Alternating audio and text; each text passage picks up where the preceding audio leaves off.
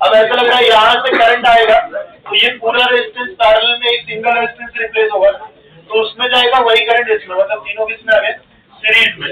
तो सीरीज में ऐड करने के लिए पहले मैंने इसकी इफेक्टिव वैल्यू निकाला 36/19, सो 36/19 प्लस 10 प्लस 20, और यहाँ पे डिनोमिनेटर में 19 बनाने के लिए हमने क्या किया, 19 से मल्टीप्लाई किया और 19 से डिवाइड किया, ठीक है।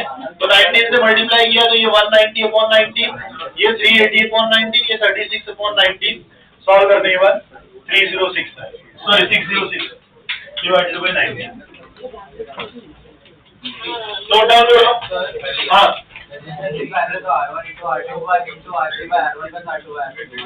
क्या क्या क्या, हाँ ऐसा नहीं हो, कैलकुलेशन करके देख लो, इतना तो तुम्हें बेसिक आना चाहिए। 1/2 प्लस 1/3 प्लस 1/4 कैसे ऐड करते हैं,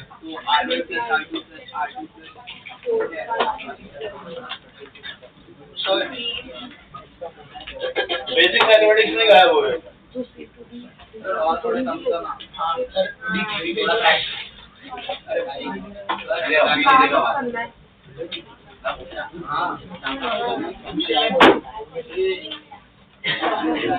ये भी क्वेश्चन डीवाई यूज करिए।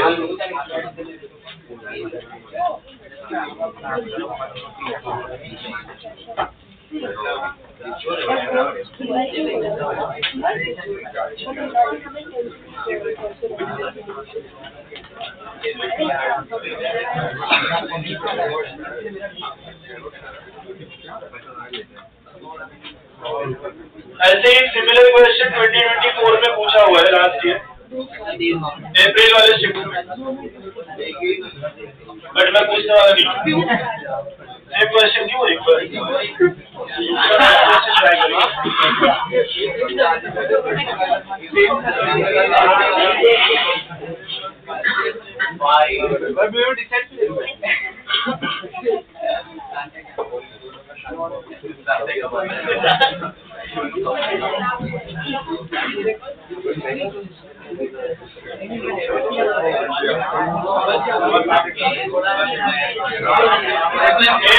आवाज नहीं हो गया, लिखिए। मैं बहुत ज्यादा टाइम नहीं लूंगा क्योंकि तुम टाइम पास ज्यादा कर रहे हो। तुम्हें बातें करके लिखना है, बात करके लिखो, जो मन करे वो करो।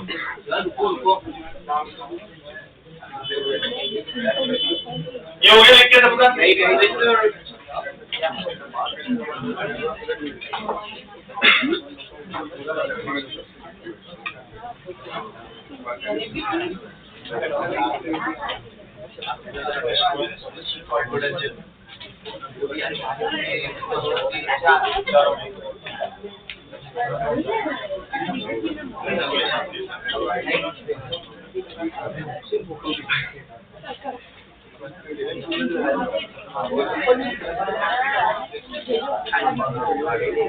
थोड़ा बढ़ा देता हूँ, क्यों वाले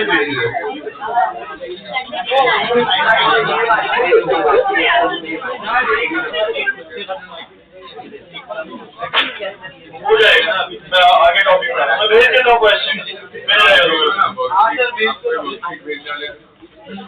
हाँ एक्चुअली मैं तुझे थोड़ा पढ़ा देता हूँ, उसके बाद आज के लेक्चर के बाद भेज,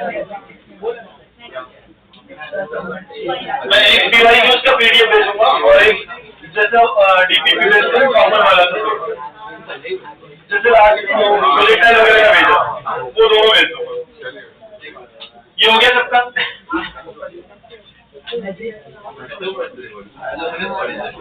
क्या हुआ?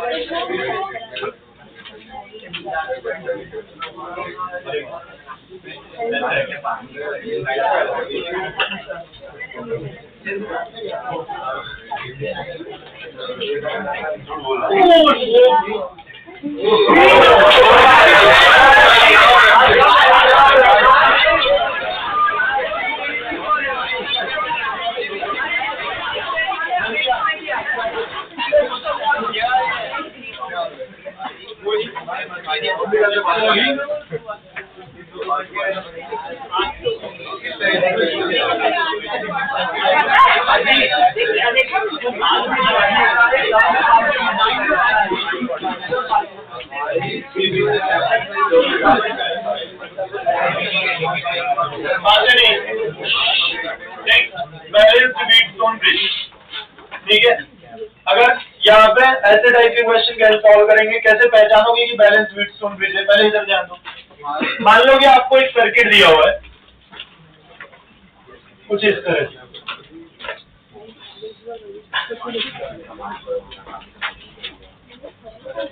ये पॉइंट हो गया ए और ये वाला पॉइंट क्या है बी। यहां से ये R1 है, ये क्या है R2, ये कितना है R3 और ये क्या है R4 और ये क्या है R5। ठीक है। अब इसमें आपको इफेक्टिव रेजिस्टेंस निकालना है। क्या निकालना है? Effective resistance. ठीक है।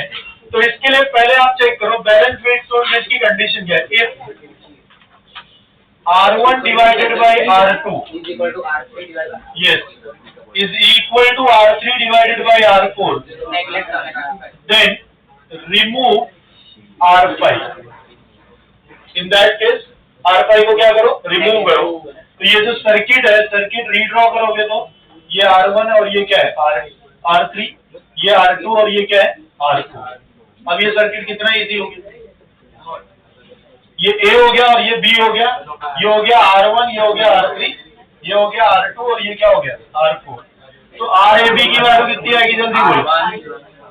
R1 plus R3 into R2 plus divided by R1 plus R2 plus R3 plus R4। समझ आया? अच्छा, इसमें ही एक एक्सटेंडेड व्हीटस्टोन ब्रिज आता है, एक्सटेंडेड व्हीटस्टोन ब्रिज। ठीक है। तो ये कैसे, मान लो कि यहाँ पे आपको कुछ इस तरह की सर्किट दे दी है,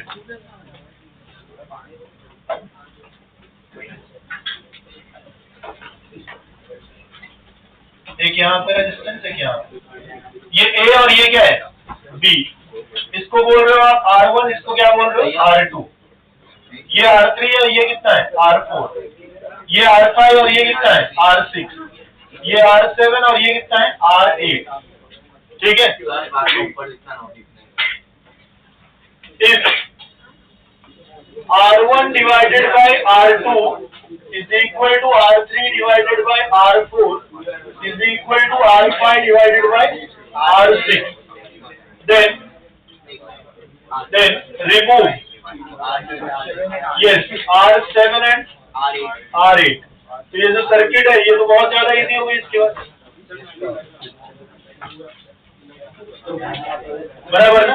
ये देखो ये A हो गया और ये क्या है B, इसका नाम क्या हो गया R1, ये हो गया R3, ये हो गया और इधर कितना है R2। सीरीज हो गया ना, आया ना। अच्छा, इसमें एक्सटेंडेड में एक केस ऐसा भी आता है, देख लो अच्छे से। 1 2 ये हो गया 3 4 5 6, यहाँ पे एक रेजिस्टेंस हो गया, यहाँ पे एक रेजिस्टेंस। आपको क्या निकालना है effective resistance between A and B।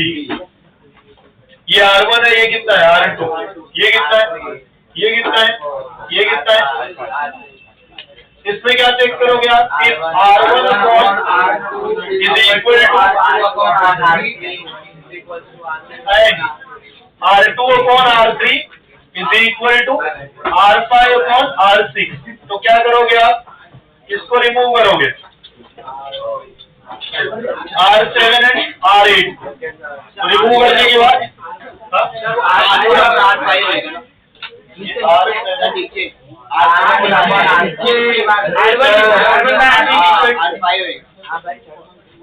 ये कितना R3 है, ये R7 और ये कितना R8। तो रिमूव करो, तो ये सर्किट रीड्रॉ करोगे तो क्या आएगा, ऊपर आया R1 R4 फिर R2 R5 और लास्ट में क्या आएगा, ये हो गया R1, ये हो गया R4, ये हो गया R2 R5 R3, ये हो गया A और ये क्या हो गया B। अब ये तो normal parallel combination, series combination जैसा क्वेश्चन हो गया, बराबर है। तो ये होता है बैलेंस वीक स्टोन ब्रिज। अगर आप बैलेंस कंडीशन वेरीफाई कर पाते हो, हाँ बैलेंस है, तो आप ये देखो क्वेश्चन बहुत ज्यादा इजी हो जाता है सीरीज पैरेलल सिस्टम। ठीक है, इसको नोट डाउन करो आप लोग फटाफट, बातें नहीं करना है। ठीक है, 4 मिनट के अंदर मैं रख कर दूंगा इसको। मैं आपको बात करने से मना नहीं कर रहा।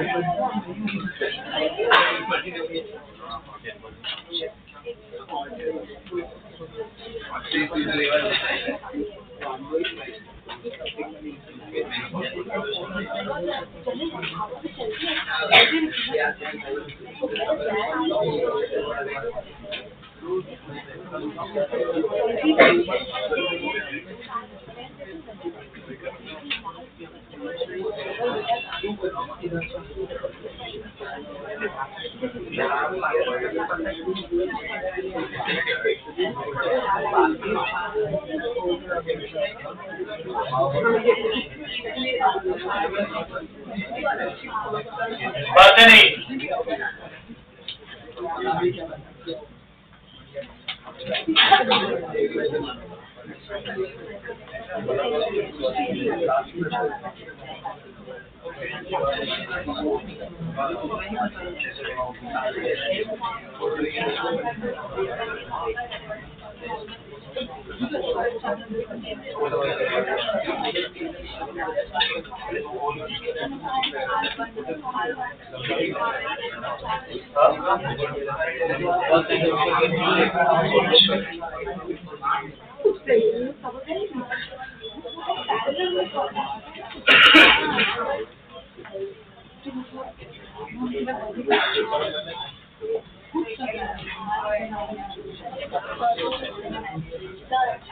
बोलिए।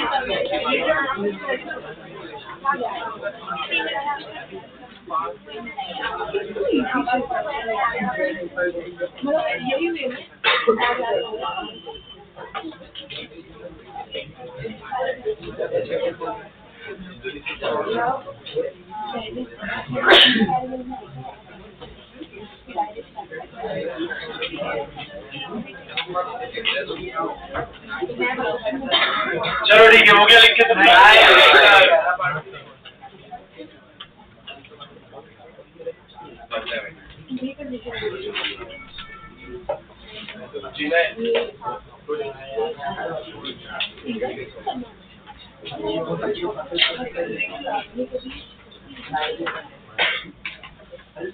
हो गया होगा ना? नहीं होने आया था मैंने हो गया।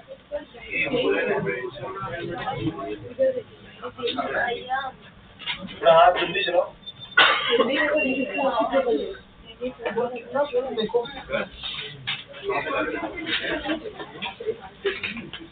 इस पे काफी क्वेश्चन पूछे जा रहे हैं। मैंने अभी आपको सिर्फ रेजिस्टेंस वाले क्वेश्चन लिए, इसमें करंट निकालने बोला है, कॉम्प्लिकेटेड सर्किट है, इस मेथड से सॉल्व हो जाता है, उसके बाद करंट वगैरह निकालने बोला है। मतलब अभी हम इफेक्टिव रेजिस्टेंस वाले क्वेश्चन कर रहे हैं, इसलिए 3 ही क्वेश्चन मैंने लिखे, और भी क्वेश्चन है इसके ऊपर। अभी मैंने आपको बैटरी वाला कोई क्वेश्चन कराया क्या? इसमें बैटरी नहीं ना, तो ऐसे और भी क्वेश्चन है, बट मैंने सिर्फ वही क्वेश्चन लिए हैं जिसमें बैटरी नहीं हो। ठीक है, हाँ, ये क्वेश्चन सॉल्व करते हैं।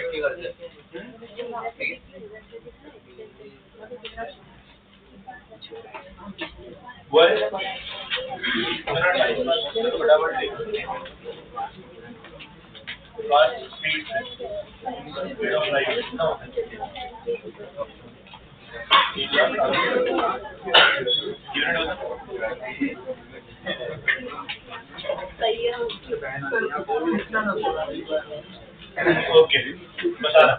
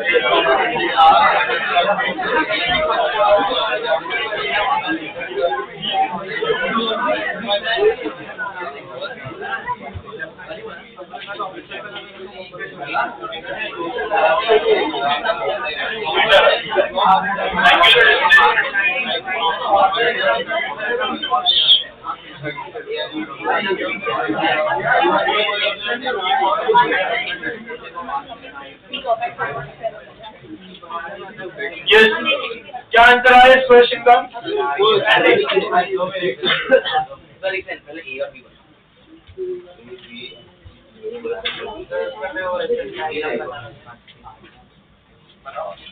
तो सी भी ले रहे हैं।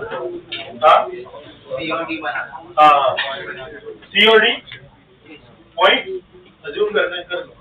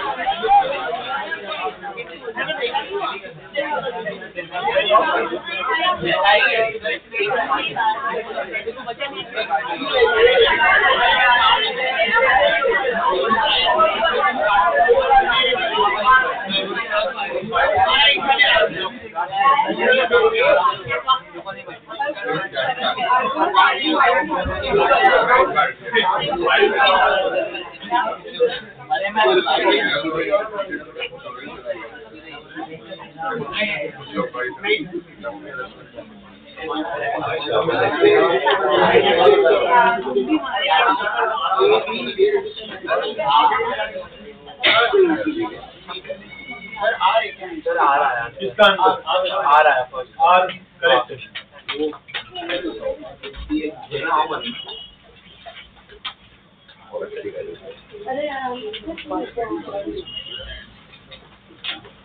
देखो ये वाला पार्ट जो है ना इसको यहाँ से उठा के ये साइड ड्रॉ कर दो। मतलब ये यहाँ से उठाओगे इसको बाहर भी तो रख सकते हैं ना ज्वाइन करके। जैसे ये ट्रायंगल वाला पूरा पोर्शन आपने ड्रॉ कर दिया, 1 2 और ये कौन सा है थर्ड वाला, राइट। और ये वाला पार्ट इधर बनाओ, इधर क्या दिखाई दे रहा है आपको 1 और इधर क्या दिख रहा है 2, ठीक है। इसका नाम क्या हो गया, ये वाला पॉइंट इधर गया तो इसको क्या बोलोगे, ए बोलोगे और इसको क्या बोलोगे बी। अब देखो ये आर है, ये आर है, ये आर है और ये भी आर है, तो इसको रिमूव कर सकते हैं।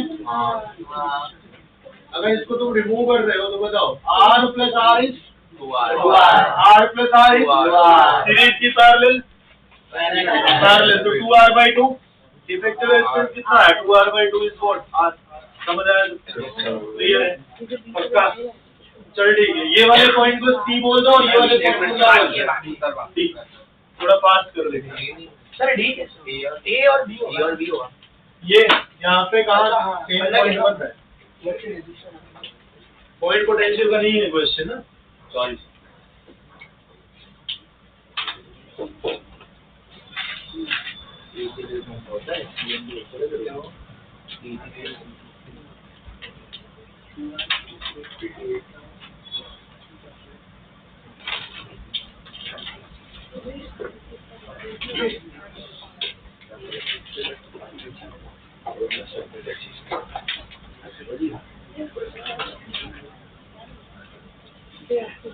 ये हो गया सबका लिख के ना।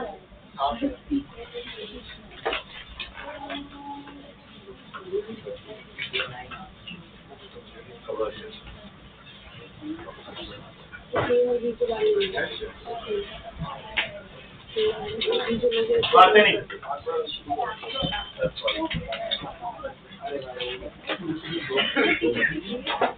कोई तो डाउट के लिए पूछ रहा था।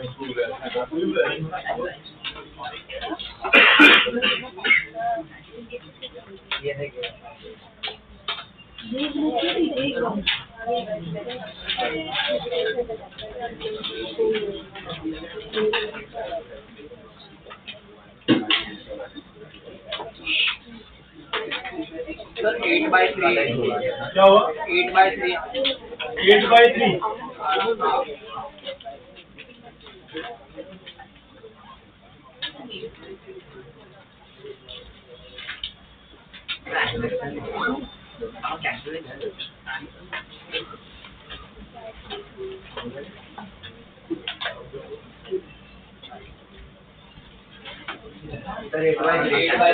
एक सेकेंड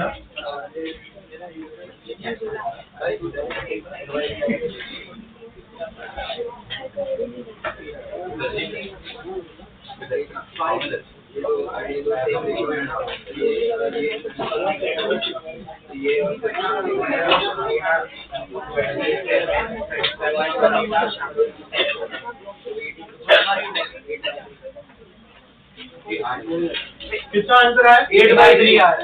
चलो ये हो गया ए, ये हो गया बी, ये सी और ये क्या है ए से सी तक कितना है 2R ए से सी 2R और फिर सी से डी कितना है 9R 9R फिर डी से बी कितना है 3R और फिर यहाँ पे बी से लेके सी तक कितना है 6R और यहाँ से डी से लेके ए तक कितना है R तो यहाँ पे 2R upon R is equal to 6R upon 3R is equal to और 2 डिवाइडेड बाई 1 ना 2R upon R is equal to 6R upon 3R है कि नहीं है कितना रेशियो आ रहा है 2 डिवाइडेड बाई 1 आ रहा है तो हम क्या रिमूव कर सकते हैं 9R then remove what 9R तो 9R रिमूव करने के बाद इधर 2R और इधर कितना 6R ना और इधर कितना आएगा जल्दी बोलो R और 3 R plus 3R R plus 3R कितना आया 4R और 2R plus 6R 8R effective value ए और बी के बीच में इसको ए बोल दो और इसको क्या बोल दो बी आर ए बी कितना आएगा जल्दी बोलो R1 R2 तो 8 4 जा 32 का sorry 32 into R square divided by 12R R ने आर को मार दिया कितना है 8/3 यही आंसर है तुमका क्लियर है लास्ट वाला क्वेश्चन सॉल्व करो फटाफट आंसर हो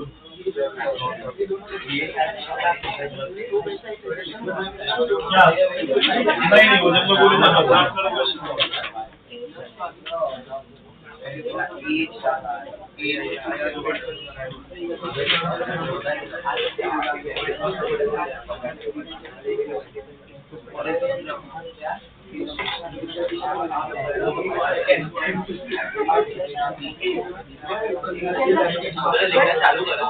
नहीं वो सॉल्व करो लास्ट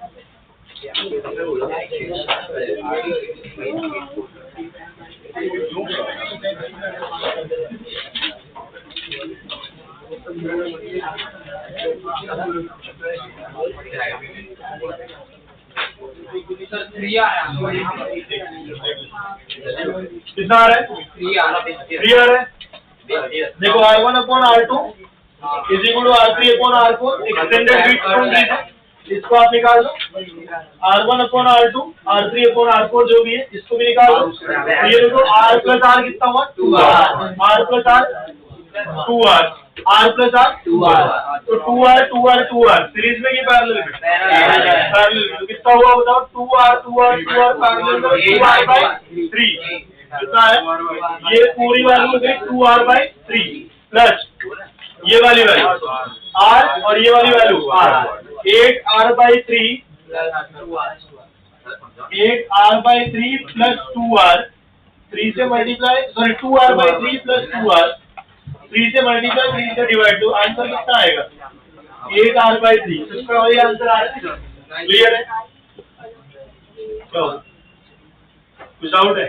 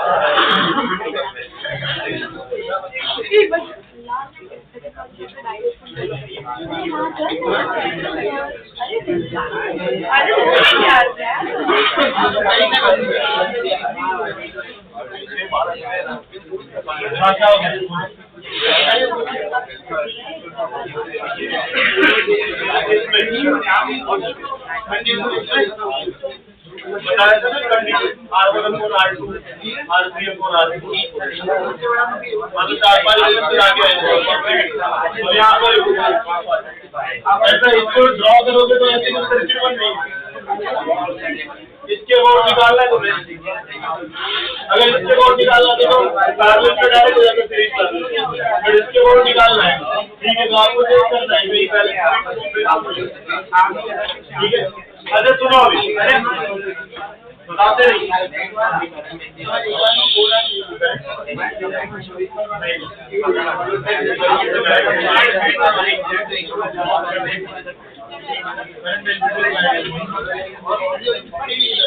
अच्छा बातें नहीं, आवाज हेलो इधर जाना।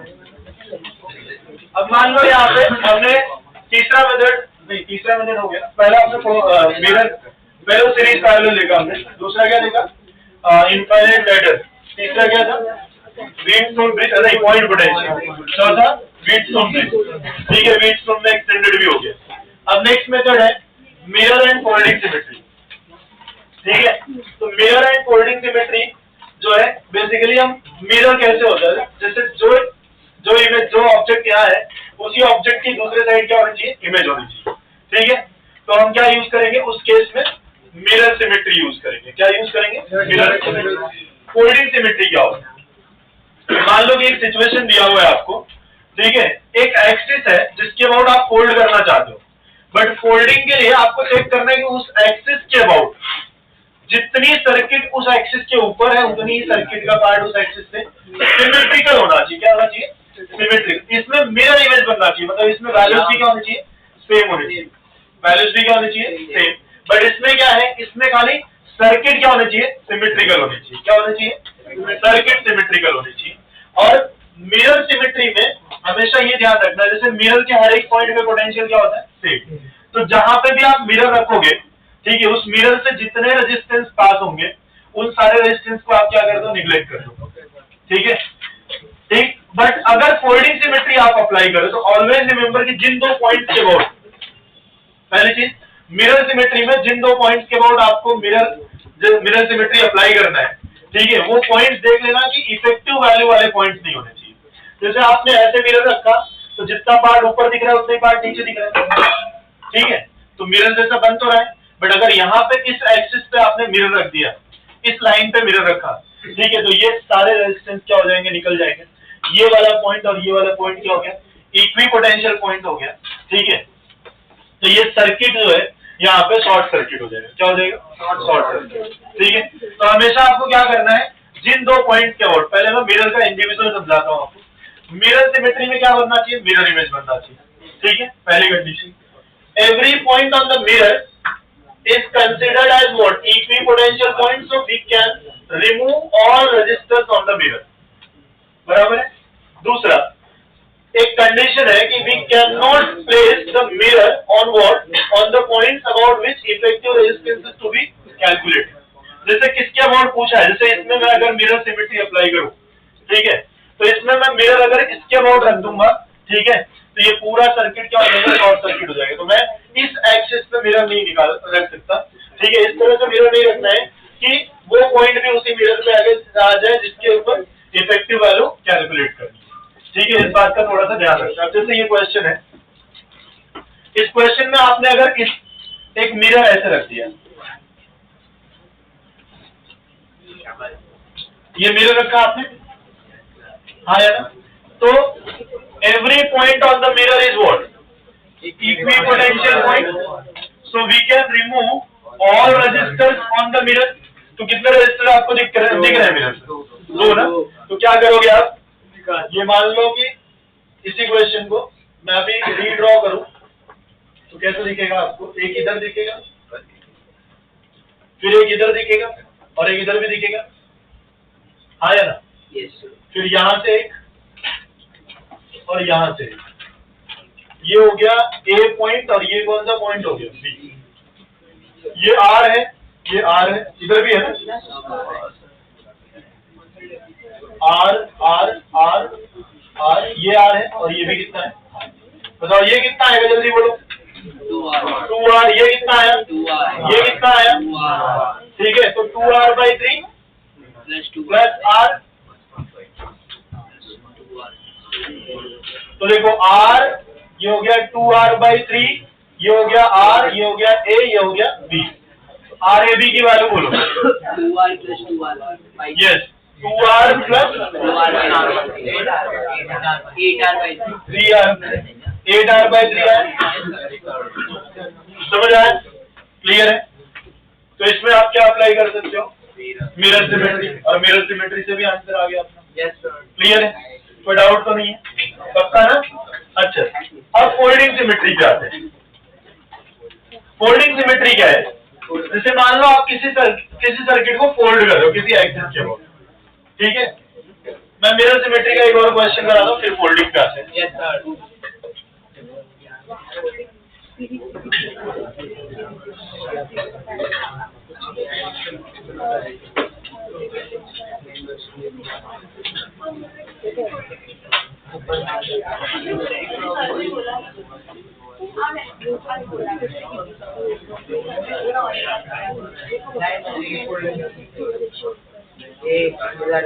बात नहीं, ये पॉइंट मान लो ए है और ये वाला पॉइंट क्या है, बी, बराबर है। इस पॉइंट को बोलते हैं, ये जो पॉइंट्स है ये कौन सा, फेज डायगोनल पे, किसमें, फेज डायगोनल। जैसे यहाँ से लेके वहां तक एक डायगोनल ड्रॉ करोगे, फेज डायगोनल बोलते हैं। बट यहाँ से लेके वहां पे एक डायगोनल ड्रॉ करोगे, इसको बॉडी डायगोनल बोलते हैं, ठीक है। और यहाँ से लेके यहाँ तक एक लाइन होगी, उसको एज बोलते हैं, क्या बोलते हैं, एज। ये जो मैं आपको आंसर बताने जा रहा हूँ, ये जो सर्किट हम सॉल्व करने जा रहे हैं, इसका आंसर बहुत स्टैंडर्ड है, ठीक है। 3 आंसर है, 3, एक फेज डायगोनल के लिए, एक बॉडी डायगोनल के लिए और एक एज के लिए, ठीक है। इसके आंसर कभी चेंज नहीं होते हैं, तो जो भी आपको बताया जाएगा वो आप याद रख लो, ठीक है। और इसके ऊपर क्वेश्चन पूछ भी रहे। तो अभी जैसे मैं अगर यहाँ पे क्या अप्लाई करना चाह रहा हूँ, मिरर सिमेट्री, तो एप्लीकेबल है कि नहीं, पहले मुझे चेक करना पड़ेगा कि यहाँ से ये हर एक ब्रांच जो है यहाँ पे आप देख रहे हो, हर एक का रेजिस्टेंस कितना है, R। इसमें चेंज नहीं करेंगे रेजिस्टेंस, ठीक है, क्योंकि वैल्यू बहुत ज्यादा कॉम्प्लिकेटेड हो जाएगी। तो ये हर एक रेजिस्टेंस कितना है, R। यहाँ पे भी रेजिस्टेंस कितना हो गया, R। इधर कितना है, R। ये कितना हुआ, R। बातें नहीं। तो मैं अगर एक मिरर ऐसे रखूं,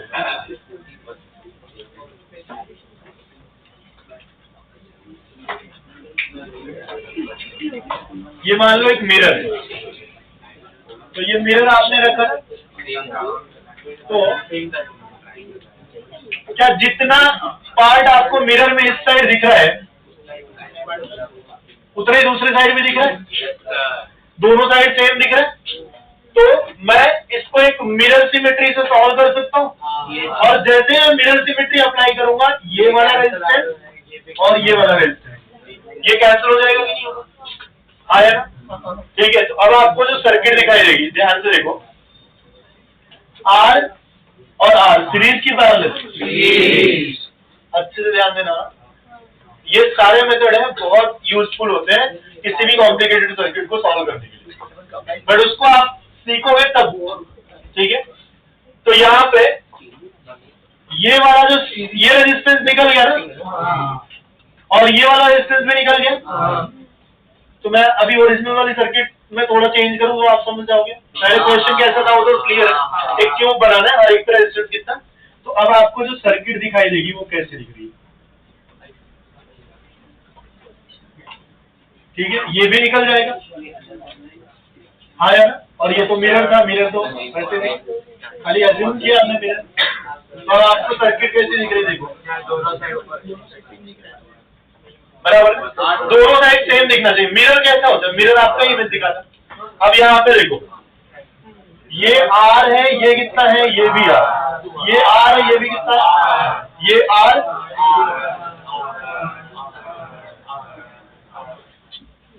ये पूरी वैल्यू कितनी हो जाएगी,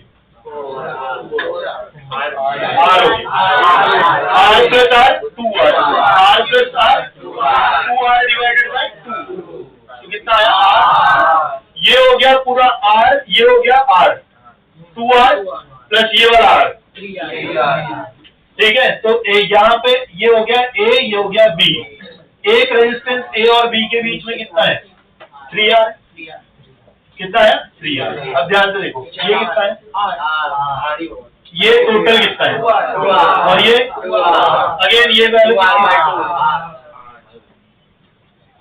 आर ए बी, बोलो 3R into are upon 4R, कितना आंसर है,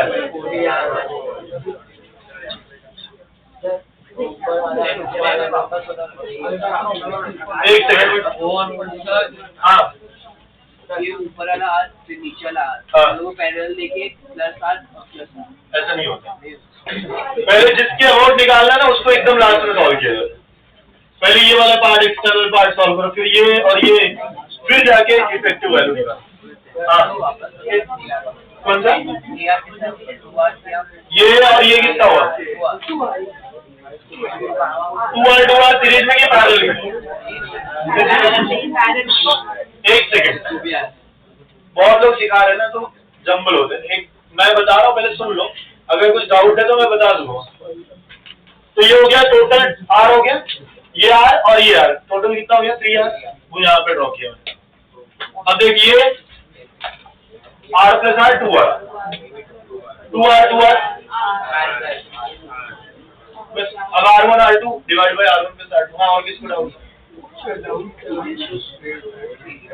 हाँ क्या डाउट है बोलो।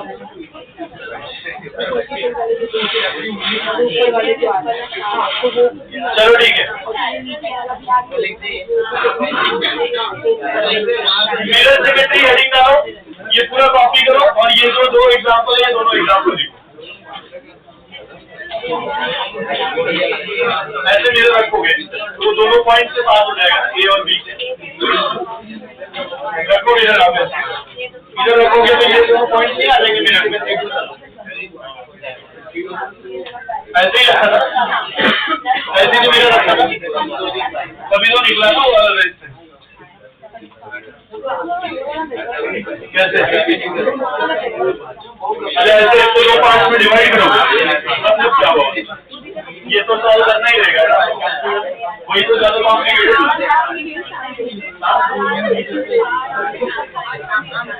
अच्छा अच्छा, तो ऐसे मेरे रखोगे तो ये पॉइंट भी निकल जाएगा, जिसकी और निकाल रहे हो 4 आर निकल गए पॉइंट। ठीक है, सर्किट का मिरर इमेज बनना चाहिए, उधर कितना उधर पूरी सर्किट एक साइड हो जाएगी, इसका मिरर कंफ्यूज हो रहे। मैं बोल रहा हूँ ये वाला पूरे साइड पे ही रख दो ना मिरर, तुम बोलो इसके ऊपर मिरर रख देना, हाँ तब किसके ऊपर।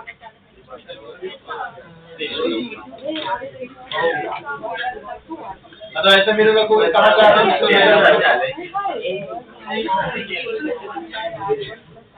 कुछ भी जबरदस्त। एक वॉल उधर है, एक वॉल इधर है, आपने रेजिस्टेंस कहाँ रखने बोला मालूम, यहाँ मिरर ऐसे रखने बोला, बराबर है। तो कहाँ कुछ निकल रहा है, कुछ नहीं निकल रहा है, मिरर के ऊपर होना चाहिए था।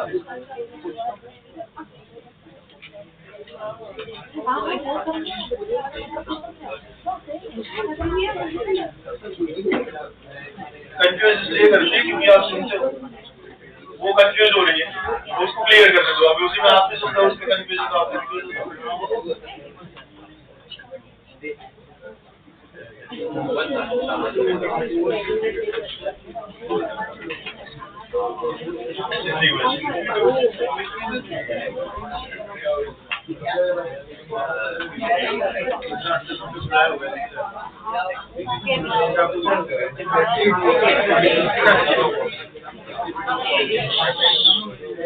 आता नहीं, यहाँ टाइम पास मत करो, ये पार्ट मुझे खत्म करना है।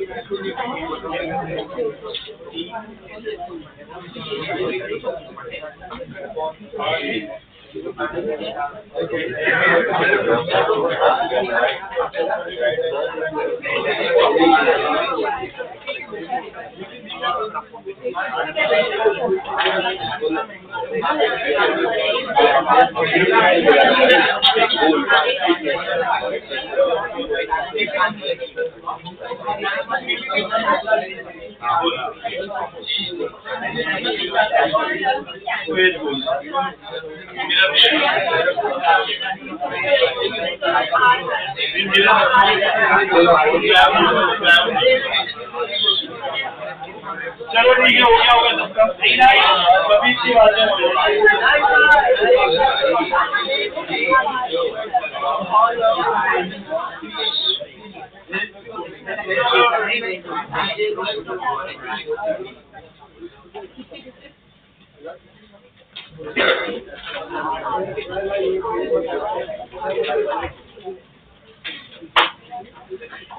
मिरर से मिट्टी हो गया। पहले मिरर लिखना, फोल्डिंग बाद में, पहले मिरर, मिरर के क्वेश्चन।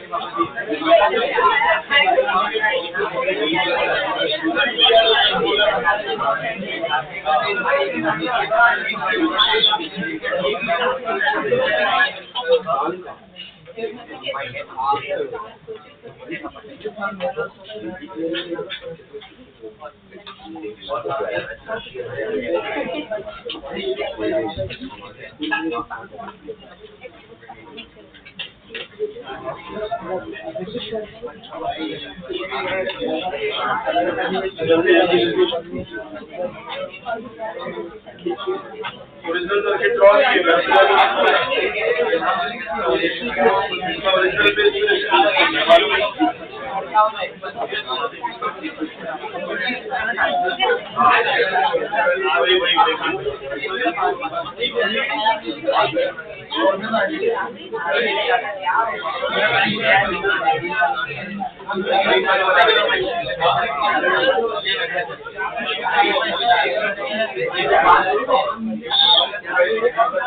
ये हो गया लिख के।